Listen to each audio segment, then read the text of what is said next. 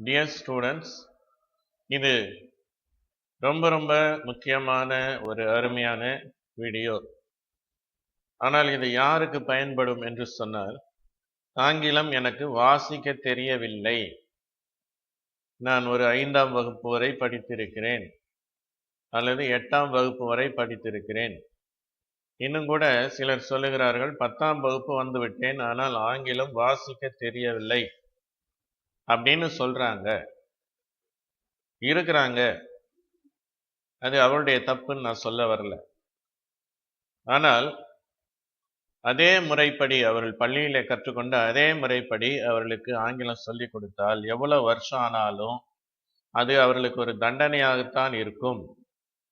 நம்ம வேறு விதத்தில் உலக அளவில் வெற்றி பெற்ற ஒரு முறை, அதுல இன்னும் சில மாற்றங்களை நாங்கள் செய்துள்ளோம், அதை உங்களுக்கு அளிக்கிறோம். உங்கள் நண்பர்கள் யாராவது இருந்தால், அதாவது ஆங்கிலம் வாசிக்க தெரியாதவர்கள் யாராவது இருந்தால் இந்த காணொலியை அவர்கள் பார்க்கும்படி செய்யவும். நீங்க ஸ்கூல்ல படிக்கிற பிள்ளைங்களுக்கும் இந்த முறையை பயன்படுத்தலாம். வாசிக்க சிரமப்படுகிற பிள்ளைகளுக்கு இது பயனுள்ளது. இப்ப நம்ம இங்கிலீஷ் எழுத்துக்களை என்ன வரிசையில வாசிக்கிறோம்? ABCDEFGHIJKLMNOPQRSTUVWXYZ அந்த முறையில வாசிக்கிறோம், சரியா? இதுல Z-ன்ற எழுத்தை Z-ன்னு தான் சொல்லணும், Z-ன்னு சொல்லக்கூடாது. அல்லது Z-ன்னு சொல்லலாம்.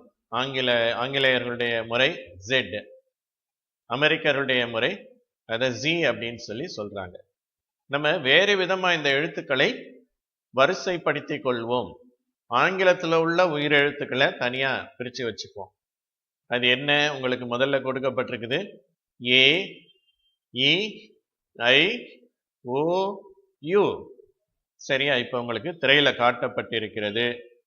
என்னோட சேர்ந்து நீங்க திரும்ப சொல்லணும், சரியா? வாசிக்க பழகுபவர்கள் இதை திரும்ப சொல்லணும். சொல்லுங்க. A, E, I,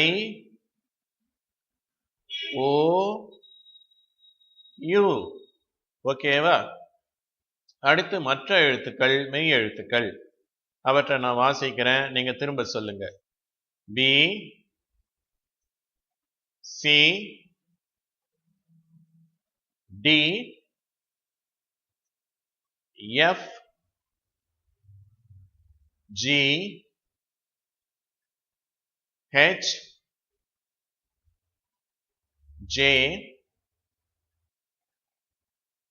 K, L, M, N, P, Q, R, S,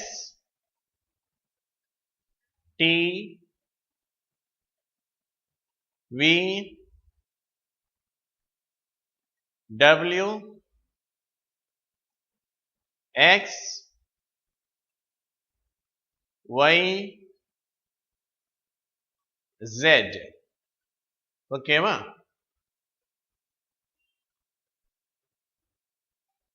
இப்ப நம்ம உச்சரிப்பின்படி இதை சொல்லி பார்ப்போம். AEIOUன்னு சொன்னோம் இல்லையா? அது உண்மையான உச்சரிப்பின்படி எப்படி சொல்லணும்? இப்ப சொல்லுங்க. என்னோட முதல் எழுத்து ஆ, சரியா? ஏன்னு சொல்லாதீங்க, அது என்னன்னு சொல்லணும்? ஆ. அடுத்த எழுத்து ஏ, அடுத்த எழுத்து இ, அடுத்தது ஓ, அடுத்தது உ. சரியா? திரும்ப சொல்றேன். நம்ம AEIOUன்னு சொல்லாம அதுக்கு பதிலா என்ன சொல்றோம்?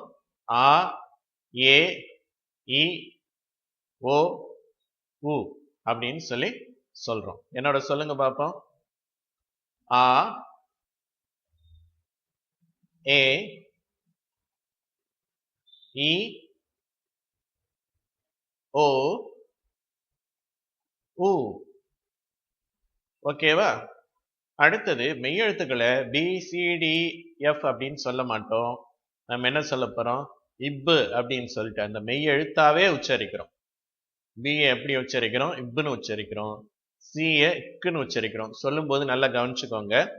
ஓகேவா? சிஏ இக்குன்னு சொல்றோம். டிஏ இட்டுன்னு சொல்றோம். எஃப் உஃப்னு சொல்றோம். ஜிஏ இக்குன்னு சொல்றோம். ஹெச் ஹ்ன்னு சொல்றோம். ஓகேவா? ஜே என்னன்னு சொல்லுவோம்? ஜின்னு சொல்லணும். கேய கு அப்படின்னு சொல்லணும். சியையும் அப்படிதான் சொன்னோம். சரியா? அதை பத்தி நீங்க கவலைப்படாதீங்க. ரெண்டுத்தையும் அப்படியே சொல்லுங்க. எல் என்ன சொல்றோம்? இல்லுன்னு சொல்றோம். எம் என்ன சொல்றோம்? உம்முன்னு சொல்றோம். என்னன்ற எழுத்து என்னன்னு சொல்றோம்? இன்னு. ஓகேவா? இன்னு. தமிழ்ல இன்னு சொல்லுவோம் இல்லையா? அது மாதிரி. பிய வந்து இப்புன்னு சொல்றோம். கியூவை வந்து கு அப்படின்னு சொல்லி சொல்றோம். அதுவும் இந்த கே சவுண்டு மாதிரி தான் இருக்குது. கவலைப்படாதீங்க. ஆற இர்ன்னு சொல்றோம். சரியா? தமிழ் இர்ன்னு சொல்றோம் இல்லையா? அதை கொஞ்சம் லேசா சொல்லணும். உர் அப்படின்னு சொல்லிட்டு. உர் அப்படின்னு சொல்லி பாருங்க. ஓகேவா? அடுத்தது எஸ் இஸ்ன்னு சொல்றோம். அடுத்தது டிய டுன்னு சொல்றோம். விய வின்னு சொல்றோம். டபிள்யூவை வின்னு சொல்றோம். ரெண்டுத்துக்கும் கொஞ்சம் வித்தியாசம். என்னன்னா விய லைட்டா உச்சரிக்கிறோம். டபிள்யூவை கொஞ்சம் அழுத்தமா உச்சரிங்க. வு. ஓகேவா? அடுத்தது எக்ஸ ன்னு சொல்றோம். ஒய்ய ஈன்னு சொல்றோம். ஜெட் ன்னு சொல்றோம். ஓகேவா? அடுத்து இப்ப நம்ம எழுத்து கூட்டி உச்சரிக்க போறோம். எப்படி தமிழ்ல வந்து இக் பஸ் ஆ அப்படின்னு சொல்லி படிச்சோம் இல்லையா? கா அப்படின்னு படிச்சோம் இல்லையா? அது மாதிரி நம்ம இங்கிலீஷ்லயும் எழுத்து கூட்டி படிக்க போறோம். இப்ப ஃபர்ஸ்ட் என்ன இருக்குது இங்க? பி பிளஸ் ஏன்னு சொல்லுவீங்க. அப்படி சொல்லக்கூடாது. நம்ம என்ன சொல்லணும்? இப்பு பிளஸ் ஆ இஸ் ஈக்குவல் டு பா அப்படின்னு சொல்லணும். ஓகேவா? அப்ப நான் சொல்ல சொல்ல திருப்பி சொல்றீங்களா? இப் பிளஸ் ஆ பா. இப் பிளஸ் ஏ பே. இப் பிளஸ் இ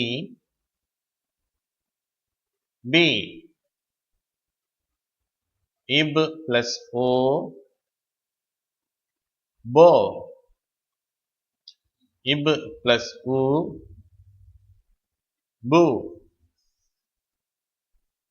அடுத்து எப்படி சொல்லுவோம்? சி சொல்லக்கூடாது. இக்குன்னு சொல்லணும். ஓகேவா? இக்கு பிளஸ் ஆ கா. இக்கு பிளஸ் ஏ கே. இக்கு பிளஸ் இ கி. இக்கு பிளஸ் ஓ கோ. இக்கு பிளஸ் உ கு. டு பிளஸ் ஆ டா. டு பிளஸ் ஏ டே. டு பிளஸ் இ டி. டு பிளஸ் ஓ டோ. டு பிளஸ் உ டு. உஃப் பிளஸ் ஆ ஃபா. உஃப் பிளஸ் ஏ ஃபே. உஃப் பிளஸ் இ ஃபி.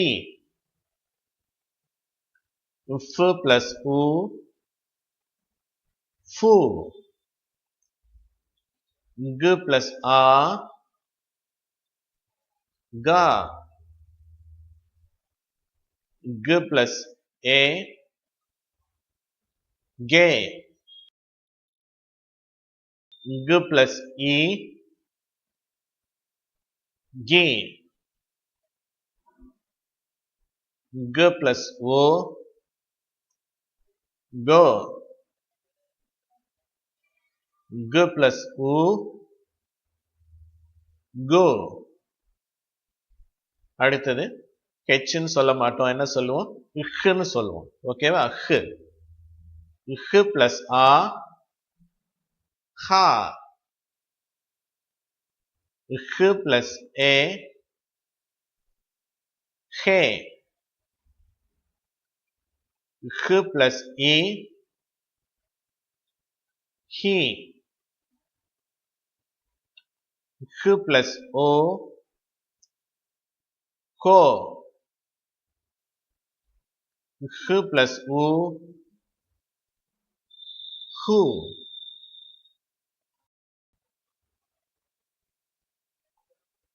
ஜ பிளஸ் ஆ, ஜா. J plus A,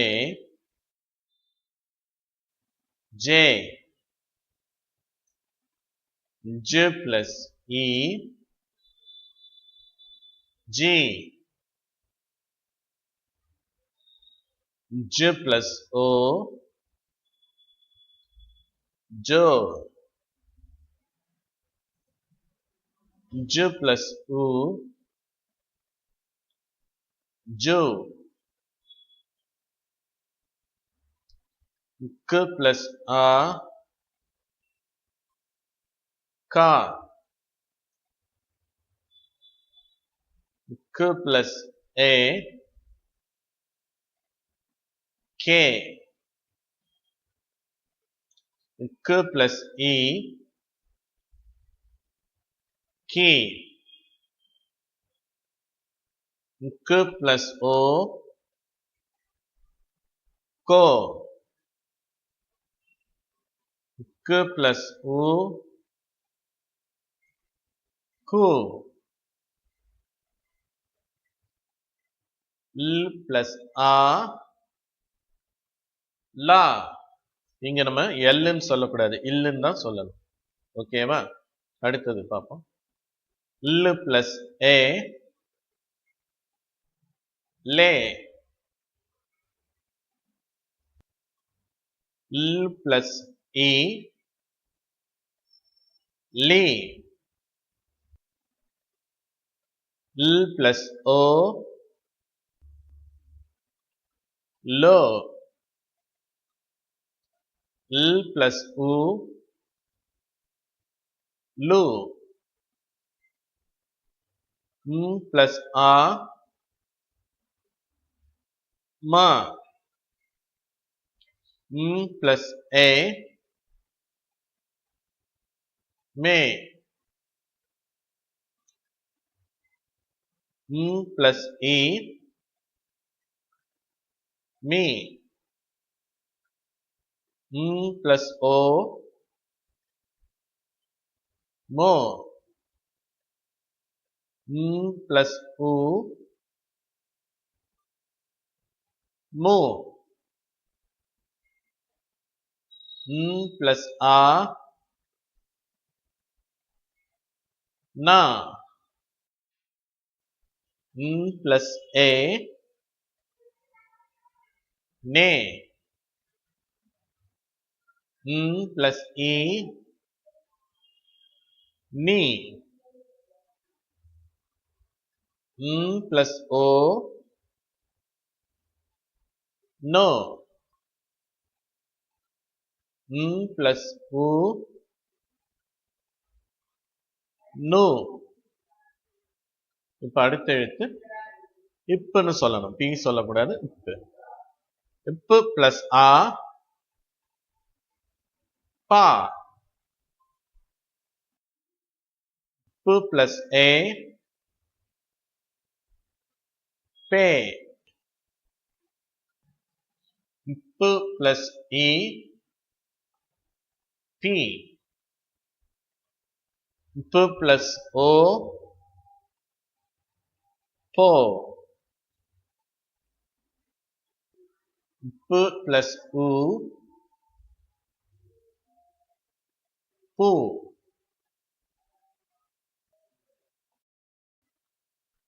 இந்த கியூன்ற எழுத்து கொஞ்சம் விசேஷமானது. அதனுடைய உச்சரிப்பு இந்த சி மற்றும் கே என்ற உச்சரிப்புகளில் இருந்து மாறுபட்டது. உதாரணமா அது ஏவோட சேரும்போது இந்த கு பிளஸ் ஏ அப்படின்னா அது குவா அப்படின்ற உச்சரிப்பு வரும் அதுக்கு. இதுல கியூன்ற எழுத்து யூவோட தான் சேருகிறது. மற்ற வார்த்தைகள் மற்ற எழுத்துக்களோட சேருவதை பார்க்க முடியாது. கியூக்கு பிறகு எப்பயும் அடுத்து யூ வரும். அதனால இதனுடைய ரெண்டு எழுத்தும் சேர்ந்த பிறகு அதனுடைய உச்சரிப்பு என்ன அப்படின்னா கியூ அப்படின்னு இருக்கும். சரியா, இப்படி வேணா வச்சுக்கலாம். அதனுடைய உச்சரிப்பு அந்த கியூன்ற எழுத்தினுடைய உச்சரிப்பு கூ அப்படின்னு வச்சுக்கோங்க. அது யூவோட சேரும்போது கியூ அப்படின்னு உச்சரிப்பை பெறுகிறது. அடுத்தது ஆர்ன்ற எழுத்து. அதை நம்ம ஆர்னு சொல்ல வேண்டாம், நம்ம இரு அப்படின்னு சொல்லுவோம். சரியா, தமிழ்ல இருன்றோம், ஆங்கிலத்துல அதை லைட்டா இரு அப்படிங்கிறோம். இர் பிளஸ் ஆ, ரா. இர் பிளஸ் ஏ, ரே. இர் பிளஸ் இ, ரி. இர் பிளஸ் ஓ, ரோ. இர் பிளஸ் உ, ரு. அடுத்த எழுத்தை நம்ம என்ன உச்சரிப்போம்? நல்லா ஞாபகம் இருக்கு இல்லையா? எஸ்ன்னு உச்சரிப்போம். அவ்வளவுதான், எஸ் அப்படின்ட்டு. எஸ் பிளஸ் ஆ, சா. இஸ் பிளஸ் ஏ, சே. இஸ் பிளஸ் இ, சி. இஸ் பிளஸ் ஓ, சோ. இஸ் பிளஸ் உ, சு. ட் பிளஸ் ஆ, டா. ட் பிளஸ் ஏ, டே. ட் பிளஸ் இ, டி. ட் பிளஸ் உ, டு. நெக்ஸ்ட் என்ன லெட்டர்? அடுத்து என்ன எழுத்து? வ. ஓகேவா? வ பிளஸ் ஆ, வா. ப பிளஸ் ஏ, வே. வ பிளஸ் இ, வி. வ பிளஸ் ஓ, வோ. வ பிளஸ் உ, ஊ. அடுத்த எழுத்து அதுவும் இவ்வு தான், ஆனா கொஞ்சம் அழுத்தி உச்சரிக்கணும்னு சொன்னேன், ஞாபகம் இருக்கு இல்லையா? ப பிளஸ் ஆ, வா. வ பிளஸ் ஏ, வே. வ பிளஸ் இ, வி. வ பிளஸ் ஓ, வோ. வ பிளஸ் உ, வு. அடுத்த எழுத்து ஸ் அப்படின்னு உச்சரிக்கணும், அல்லது ஸ் அப்படின்னு உச்சரிக்கப்படுகிறது. இப்ப பார்க்கலாம். ஸ் பிளஸ் ஆ, ஜா. ஸ் பிளஸ் ஏ, ஜே.